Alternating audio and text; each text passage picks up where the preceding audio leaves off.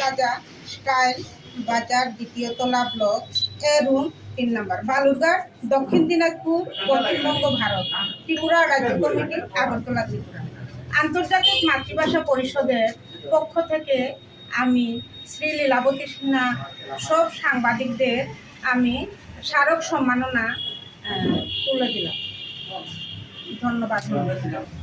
আজ আন্তর্জাতিক মাতৃভাষা পরিষদের পক্ষ থেকে আমাদের কৈলাসহরের জার্নালিস্ট ক্লাবের সমস্ত সদস্যদের বিশেষভাবে সম্মাননা দেওয়া হয়েছে। সেটা আমাদের হাতে তুলে দিয়েছেন আন্তর্জাতিক মাতৃভাষা পরিষদের রাজ্য কমিটির সম্পাদিকা লীলাবতী সিনহা। সেই সাথে এই লীলাবতী সিনহা দিদি আমাদের এই জার্নালিস্ট ক্লাবের এক একনিষ্ঠ কর্মী এবং সহযোগী। ধন্যবাদ সবাই।